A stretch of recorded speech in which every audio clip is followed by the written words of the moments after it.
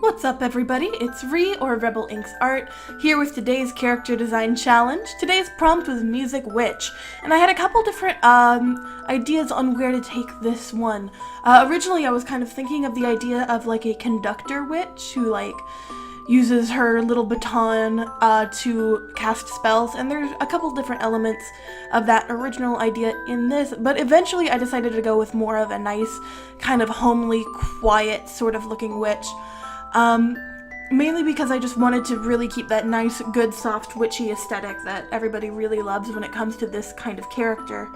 And one of the main things that I really liked for this character was the idea of her turning songs into spells. And so just heading in there with that rough sketch and then doing that cleaned up sketch. I wanted to work in a lot of different musical motifs into her design, so I gave her a little like piano key ribbon on her hat, worked a different like different musical signatures and stuff into her outfit. I gave her a little dove familiar. I like the idea of her having a different little like cute songbird familiar, and I liked the look of a mourning dove, and so I ended up going with that. Heading in there, just kind of fleshing out her outfit. I wanted to give her very much a fairy K vibe. That's definitely what I associate most with like witchy stuff. So all those different layers, all those different like nice baggy sweaters and such. This hand, for whatever reason, gave me a ton of trouble. It took me like 4 or 5 tries to get it right. But I eventually got there. And this hand ended up working out a lot easier than I expected it to, which is not exactly in character for me, but I'm not going to look the gift horse in the mouth. Drawing that little birdie familiar sitting on her arm. And then I decided to put a bunch of different like musical paper, or sorry, sheet music. It's been like 4 or 5 years since I played piano, and because of that, just like all of my musical vocabulary has just completely left me. Musical paper, what am I thinking? I decided to have some sheet music floating around her all Mystic Lake, just because I thought it was nice, a nice little added bit of detail to it all, and I want to start adding more detail to my pictures. Heading in there with the line art. Normally I make my witch hats a little floppier than this, but I wanted to have her feel kind of like crisp and clean. Very composed, but I didn't have any real reason why I went with this hairstyle for her. I just had the idea for it stuck in my head, and I felt like this was as good a place to use it as any. I just wanted those nice little swirls at the bottom. And it turned out pretty cute, so sometimes you just gotta go with what your head is saying, even if you're not sure why it's saying it. One of the things I did for this picture that I wasn't expecting to do when I started out was I ended up making myself give her makeup. Just because when I was looking up references for the different styles and aesthetics I wanted this picture to have, a lot of the pictures I was coming across were makeup tutorials, and I just kind of felt like it would be a good idea to try it out, because I know I don't really do enough of that kind of thing in my pictures, and it's something I'd like to incorporate more. And so I tried to give her some nice cute shadow, or eyeshadow, pardon. But we've got that apron dress. And then a little musical staff pattern at the bottom of her sweater.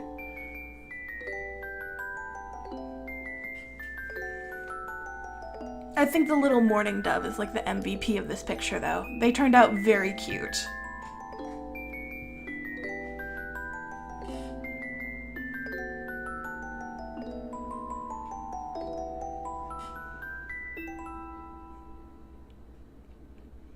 Gave her some baggy boots. They were actually inspired by some boots that I have, just because they felt very like cute and witchy, the kind of thing you'd walk through a forest in.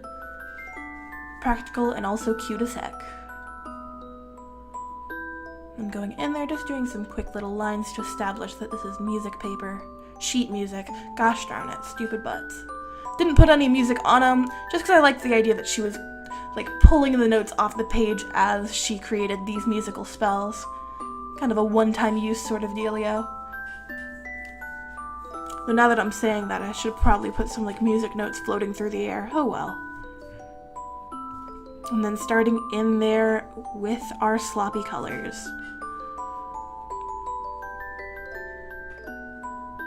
Wanted her to have a very earthy tone to her while still keeping that nice pop of blue in the top sweater. And I gave her pale green hair just because it felt good in the moment. Again with those gut instincts.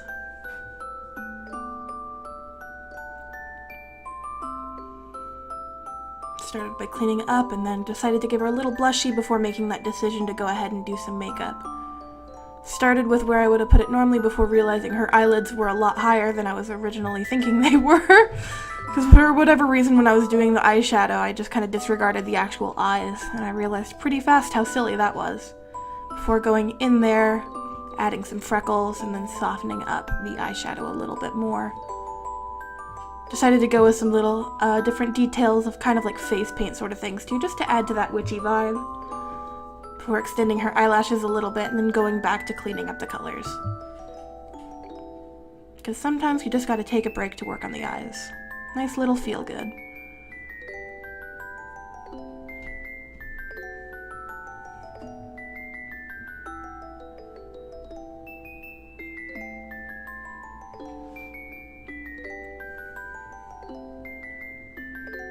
Cleaning up that sweater. You can see that I did the different lines from the staffs on a separate layer, and I did that ahead of time because I knew I was going to want to change their color to make them a little bit paler so they didn't stand out so bad. And so I've got those minimized while I'm coloring, just as a way to make sure I get everything appropriately filled in. Turn those back on, change their colors, before realizing I missed a spot on the sweater, and then going in and starting on the shading, starting with the skin tone, as I tend to do. I had a moment where I was considering whether or not I wanted to shade the shadow from the hat on the skin tone layer, if I wanted to do a separate color shift layer for that. And I settled on a color shift layer just because it felt right in the moment and I like how it turned out, so.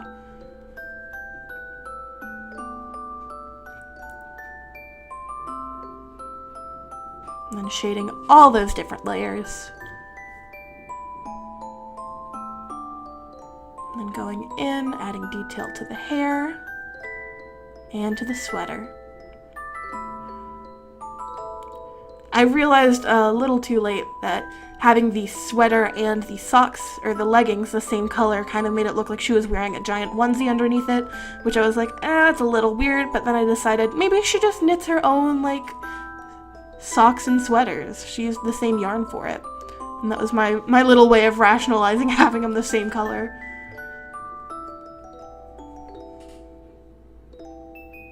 Then going in there, using that airbrush to kind of shift the colors just to give them a bit more depth. And then adding that shadow from the hat.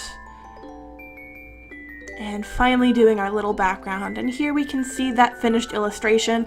I think she turned out super cute. She was a little bit out of my comfort zone once I started doing the makeup. I realized, oh, this is a little different from what I normally do. I'm not sure, how I'm gonna roll with this, but it ended up being something I can look at and go like, huh, that looks pretty cool. Good job, Pastry. So I'm happy with how this turned out.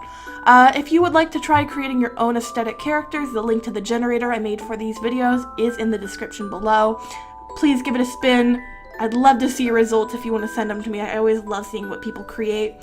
Thank you guys so much for watching. I hope you enjoyed as much as I enjoyed making this, and until I see you again, I hope you have a great day, I hope you eat some great food, and I hope you make some great art. Bye-bye! I love you!